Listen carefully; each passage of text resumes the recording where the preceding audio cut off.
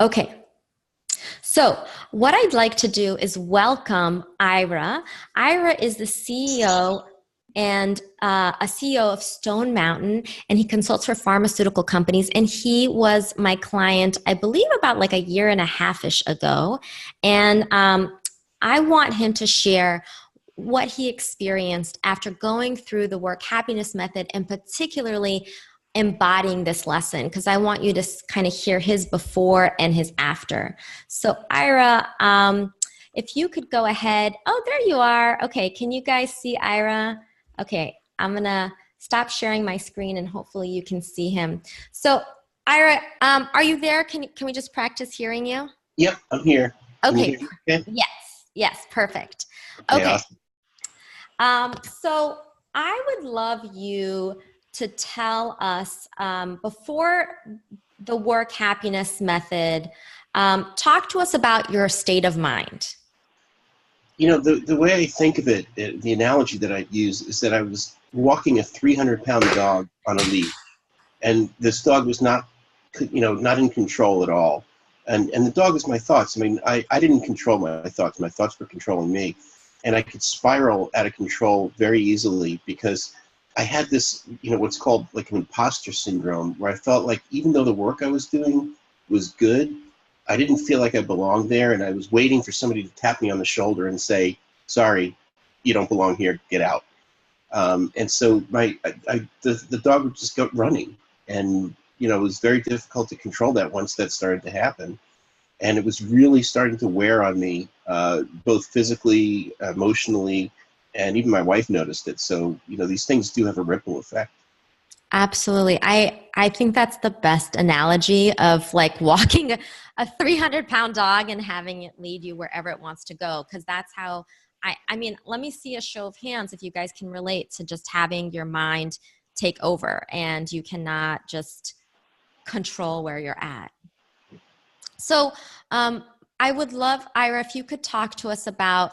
So, after you integrated this lesson around appreciation and gratitude, what did you notice change?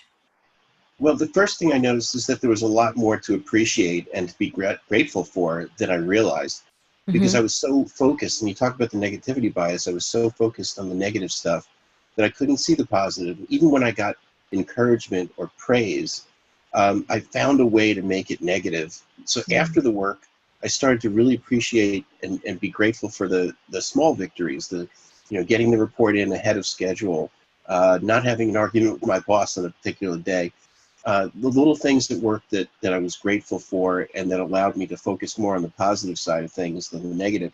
And I felt like I trained that dog. I mean, the dog was still there, the thoughts were still there, but I was controlling them versus them controlling me. Beautiful. That's magnificent. And I remember hearing that journey and just getting chills to see how quickly that happened for you. And I remember at the end of the work happiness method, I was like, so what about that imposter syndrome? And so what about it? Well, it's funny. I found myself in the position to be able to start my own consulting company, which was the most wonderful thing I could have done. I never would have done it before we did the work together, because I would have thought it was going to be a failure. And it's just such a great experience to be your own boss and to be able to uh, sort of direct your own destiny. And so, I feel like I feel much more positive. I feel like I'm controlling things. Even when I have a bad day, even when there's a deadline that I'm up against, I don't focus on the fact that there's a deadline. I don't focus on trying to please everybody. This was a really big part of the imposter syndrome. It was, I'm Yes. going to please you so that you don't figure out that I'm not supposed to be here. Yeah. And that is exhausting. And so after we did the work together, I don't worry about what other people think. I worry about the work, but I also imbue the work with my own value system, my own desire, so that the work becomes something for me rather than for the person I'm doing it for. And that is so powerful because I spent so many years, I mean, 20 years in the pharmaceutical industry, just trying to get everybody happy and please them, and it was exhausting. I'm not tired anymore. Oh, hallelujah. Hallelujah. Well, thank you so much for sharing. And I hope that And again, this stuff is simple, you guys. It's really simple. It just takes practice, right, Ira? Like it just took a Yep. little practice, but you And you have really, to remind yourself about it periodically. I mean, I'll still have days where, oh my God, we're waiting for a hurricane to come tomorrow. I'm here in North Carolina. And, in the old days, I would have been really worried about, is my work going to suffer? Are we going to have power? Are we going to get flooded?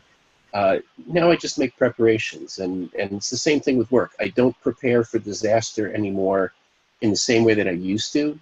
I expect a good outcome. And of course, you can't control the weather, but you can control your thoughts and the way you approach work. And that is huge for me. And you do have to reinforce it over time, but it becomes second nature after a while. beautiful. Well, thank you so much for sharing. I'm really grateful. Awesome. So I'm going to, Sean, if you could, there we go. Perfect. You read my